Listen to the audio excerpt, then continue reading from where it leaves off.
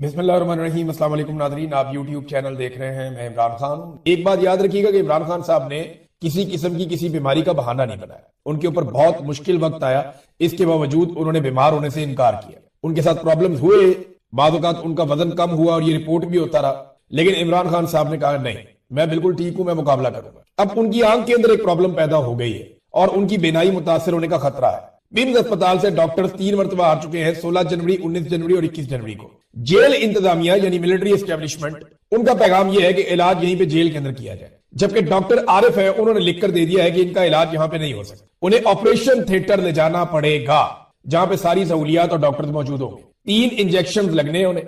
Doctor के मुताबिक मामला इंतहाई हसास नौयत का है और अगर बगैर तवज्जो दिए और पूरा मुआयना किए उन्हें यहां जेल में ट्रीटमेंट दे दूं तो कल को इमरान खान साहब को या उनकी आंख को कोई नुकसान पहुंच जाए तो ये मेरे जिम्मे आ जाएगा। इसलिए हम ये रिस्क नहीं ले सकते कि उन्हें यहां पे जेल में ट्रीटमेंट दी जाए।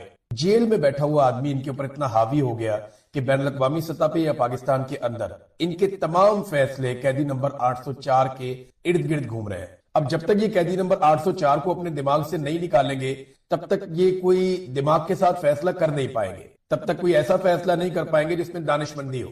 आज आप पाकिस्तान में कोई इलेक्शन, कोई सर्वे करवा ले, पाकिस्तान की एस्टेब्लिशमेंट की औकात 5% भी नहीं रह गई। ये इमरान खान ने करके दिखाया। आसमा जहांगीर कितनी कोशिश की, नहीं कर पाई। अपने हम ख्याल लोग तो उन्होंने पैदा किए, नहीं कर पाई, लेकिन सलाम है उनकी कोशिश को। बहुत सारे लोगों ने कोशिश की, बेनजीर ने कोशिश की, नहीं कर पाए, एक हद से आगे नहीं जा पाए। लेकिन इमरान खान ने कोशिश की और पूरी कौम को ट्रिगर कर दिया और ला के मसला समझा दिया सादा अल्फाज में कि ये है पाकिस्तान का असल मसला। अब अगर कभी पाकिस्तान तहरीक इंसाफ पीछे हट भी जाए ना, तो जो एक लोगों की बहुत बड़ी तादाद बन गई है जो इस मामले को समझ गए, वो अपने इस नुक्ते पे खड़े जरूर रहेंगे, कभी ज्यादा कभी कम। तो ये एक बड़ी पॉजिटिव चेंज है जो इमरान खान साहब लेकर आए पाकिस्तान में। पाकिस्तान तहरीक इंसाफ सोशल मीडिया के ऊपर जो आसिम मुनीर और उनके साथियों के खिलाफ जो तनकीद करती है, वो तनकीद बंद होनी चाहिए। वो कहते हैं जी प्रोपेगेंडा है, ये बंद होना चाहिए। बहुत सारी ऐसी चीजें मैं भी सारा दिन में देखता हूं जो नहीं होनी चाहिए। मैंने कई दफा हर जगह जाता हूं, लोगों को कहता हूं कि गाली का जवाब गाली से नहीं देना।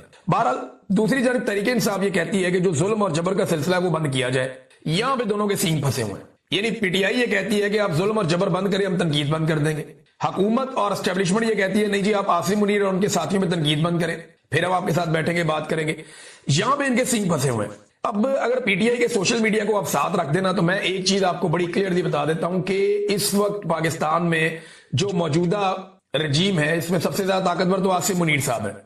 आसिम मुनीर के बारे में इस वक्त जो सबसे सख्त पाकिस्तान में मौकिफ है पाकिस्तान तहरीक इंसाफ के अंदर, वो इमरान खान साहब का है। ये आप क्लियर कर लें कि कोई शख्स भी इमरान खान साहब के मौकिफ के आद तक भी नहीं पहुंच सका जो इमरान खान साहब जेल से बैठकर बात करते हैं। यह तहरीक इंसाफ की कहानी। सोशल मीडिया के वो अकाउंट्स जो नॉन लोग हैं, जिन्हें लोग जानते हैं और जिनका ताल्लुक पाकिस्तान तहरीक इंसाफ से, जिन्हें पाकिस्तान तहरीक इंसाफ ओन करती है, वो भी जब तनकीद करते हैं आसिम मुनीर साहब के खिलाफ, तो वो इमरान खान साहब की तनकीद को ही आगे बढ़ाते हैं, या इमरान खान साहब जो नैरेटिव देते हैं वो उसी के ऊपर चलते हैं, या फिर वो जुल्म और जबर के खिलाफ रद्द-ए-अमल देते हैं। लेकिन जो लोग पाकिस्तान तहरीक इंसाफ का ऑफिशियल सोशल मीडिया चला रहे हैं, वो जो तनकीद करते हैं वो इमरान खान साहब की तनकीद की रोशनी में करते हैं। तो असल में अगर किसी ने मामला करना है तो वो इमरान खान साहब से करना है, और ये मामला इमरान खान के साथ एस्टेब्लिशमेंट ने ही करना है जाके, और मौजूदा हुक्मरानों ने साथ जाके बैठ के करना है। राणा सनाउल्लाह साहब ने कहा जी 4-5 बंदे मिलकर बैठ जाएं।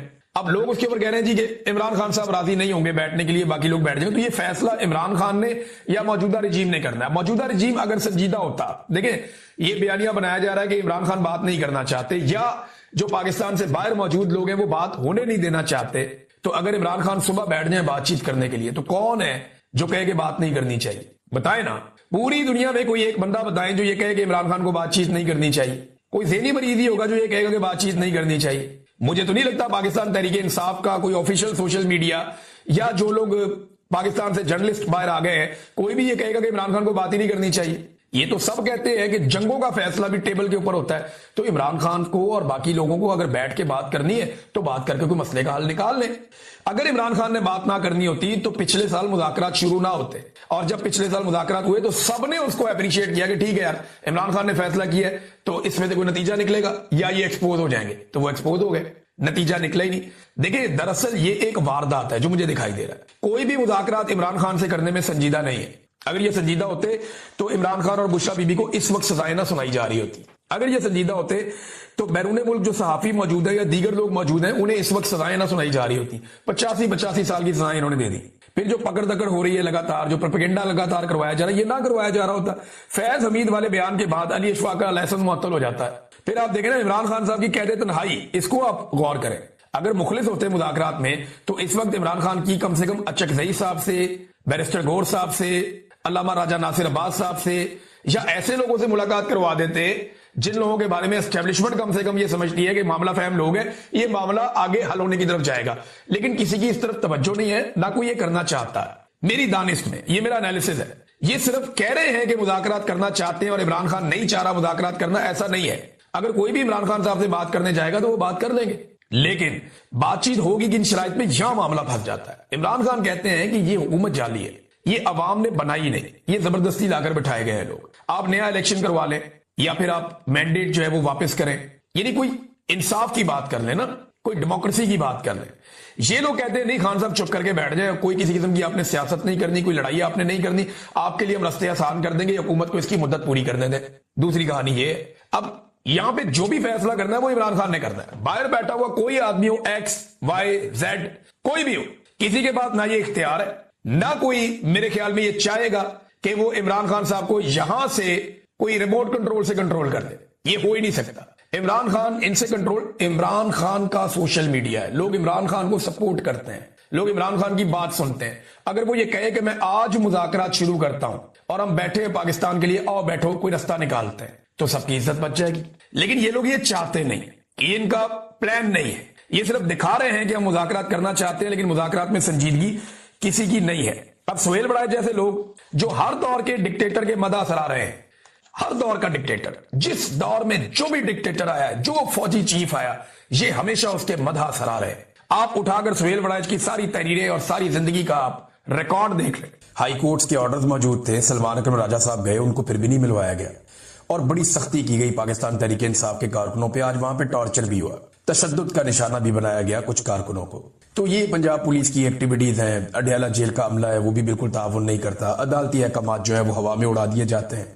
ये एक नॉर्मल रूटीन बनती जा रही है और ये कोई ऐसी चीज नहीं है जो जिसके ऊपर अब हैरत का इजहार किया जाए। इमरान खान साहब की बहनों को धक्के पड़ना, उन्हें बार बार वहां से गिरफ्तार कर लेना नॉर्मल चीज है। कल ये मरियम नवाज के साथ होगा या उसके किसी रिश्तेदार या बहन भाई के साथ होगा या बिलावल के साथ या बिलावल की फुफीताई के साथ होगा, तो उसको ये जेहन में रखना चाहिए, नॉर्मल चीज है, कोई बात नहीं, ये होता रहता है। अभी पीटीआई के साथ हो रहा है, कल आपके साथ होगा।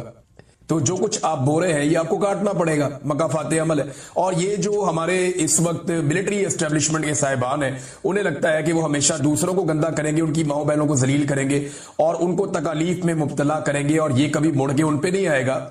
ये सूद समेत आपको भी अदा करना पड़ेगा।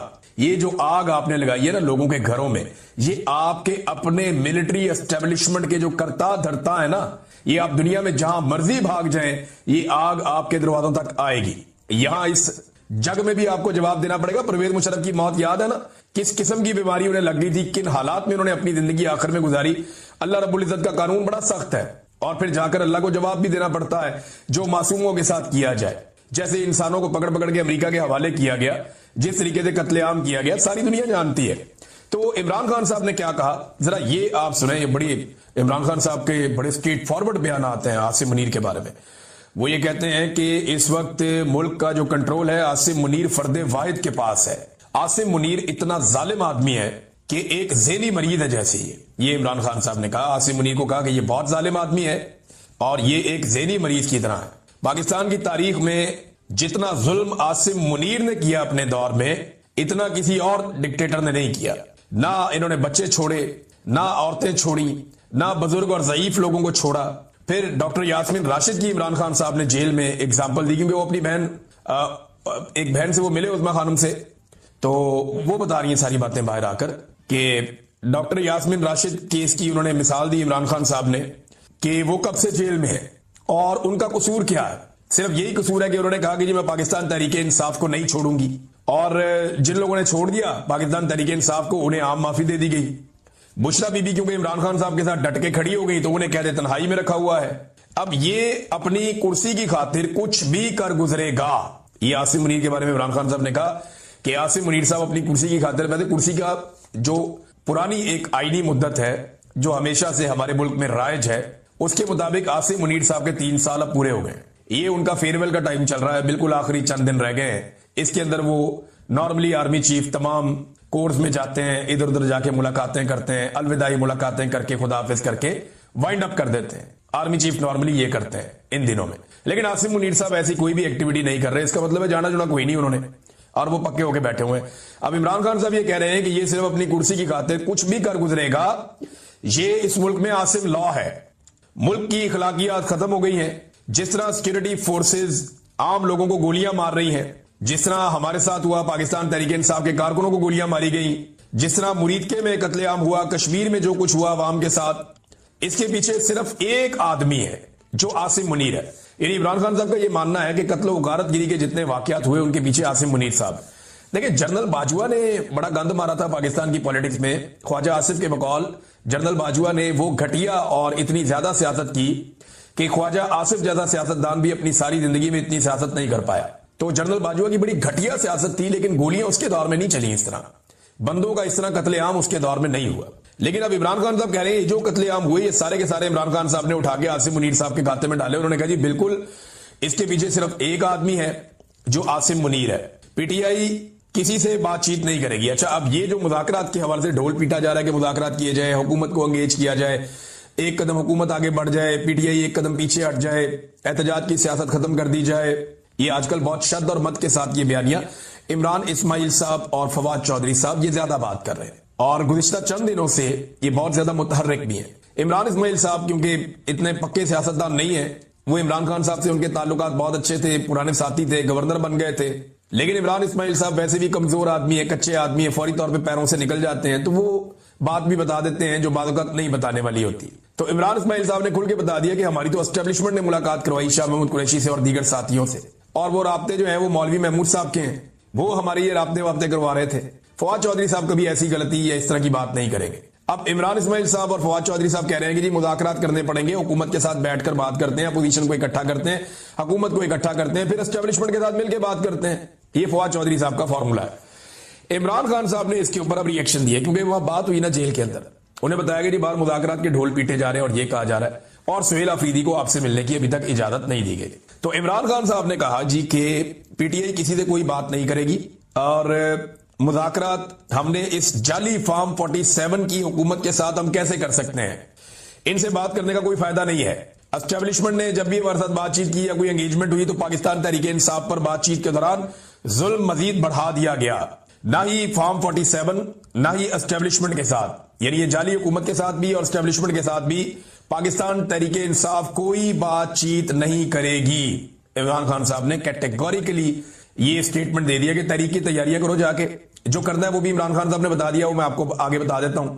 लेकिन इमरान खान साहब ने यह वादे कर दिया कि कोई भी पाकिस्तान तहरीक इंसाफ ना तो हुकूमत के साथ बातचीत करेगी ना ही एस्टेब्लिशमेंट के साथ बातचीत करेगी। जो भी बातचीत होगी वो जो एक इत्तेहादियों का प्लेटफॉर्म बना हुआ है तहरीक तहफ्फुज़ आईन पाकिस्तान का, जहां पे अचकज़ई साहब हैं, अल्लामा राजा नासिर अब्बास साहब हैं और पीटीआई के दीगर लोग भी हैं,